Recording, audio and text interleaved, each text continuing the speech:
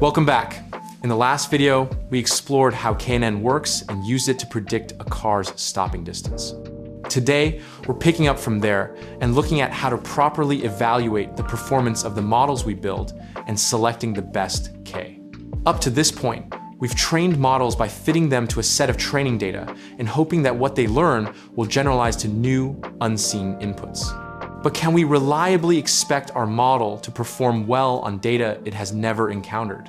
The mean training error measures how well the model can reproduce the data it was trained on. For our KNN model, we compute the mean squared error by comparing the model's predictions on the training data to the actual distances, squaring the differences, and averaging them. This gives us a mean squared error of about 138.51 squared feet.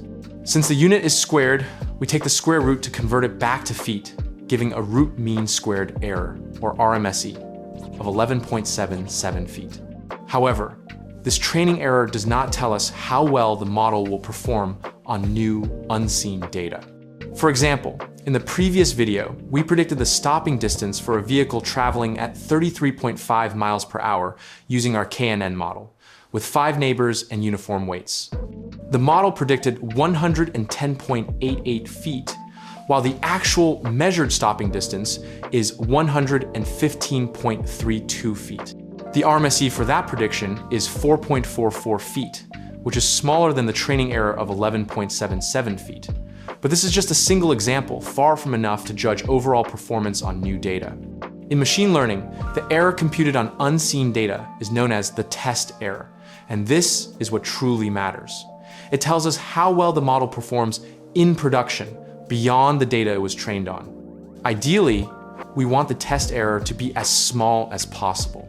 The challenge is that we can never compute the error for all possible future data points. Still, because this quantity is so important, we approximate it by setting aside a holdout validation set data that we never use during training. This validation data mimics unseen data and allows us to estimate the model's real-world performance. To create this split, we use scikit-learn's train-test split function. In our first attempt, we use 80% of the data for training and 20% as the validation set. We also set random state equals 42 so that our split is reproducible. Using scikit-learn's built-in RMSE metric, the validation error comes out to 13.24 feet. Increasing the validation set to 40% gives an RMSE of 11.46 feet, closer to the true underlying error. When the validation set is large, the estimate becomes more reliable, but the downside is that the training set becomes smaller. When we have lots of data, we can afford to hold out a large portion. But when the data set is small, as in this example, the reduction in training size becomes a real problem. To deal with this, we turn to k-fold cross-validation. Instead of holding out one portion of the data just once, we repeat the process several times, each time using a different part of the data as the validation set. In our case, we use 30-fold cross-validation. Scikit-learn handles the splitting for us, and then cross-val score computes the RMSE for each fold. Since scikit-learn uses negative error values by convention, we multiply by -1 to recover the positive RMSEs. Averaging the 30 errors gives us a mean validation error of 12.13 feet. A special case occurs when the number of folds equals the number of data points. This is called leave one out cross-validation. With our data set of 50 samples, this means temporarily removing one sample at a time, training the model on the remaining 49, and testing on the held out point. Although this means training the model 50 times, KNN is fast enough that this isn't a problem. The resulting RMSE is 11.27 feet, which closely matches the result from our 60-40 holdout split. Cross-validation becomes extremely important when we want to compare different models or tune hyperparameter settings that adjust how the model behaves. In the case of KNN, the key hyperparameter is the number of neighbors, K.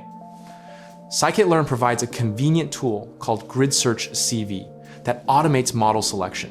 We search over odd values of K from 1 to 9 and evaluate each choice using 50-fold cross-validation. The best performing model turns out to use K equals 7, with a mean error of 11.6 feet. Using this optimized model, The predicted stopping distance for 33.5 miles per hour is 115.17 feet, very close to the actual value. We can extend this search to include the weighting method, uniform versus distance-based weighting.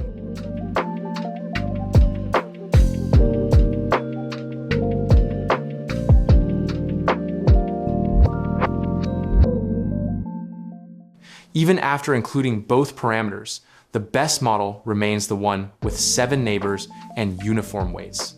In the next video, we'll dive into another regression method, decision trees, and see how they perform on the same dataset and whether they offer any improvement over KNN.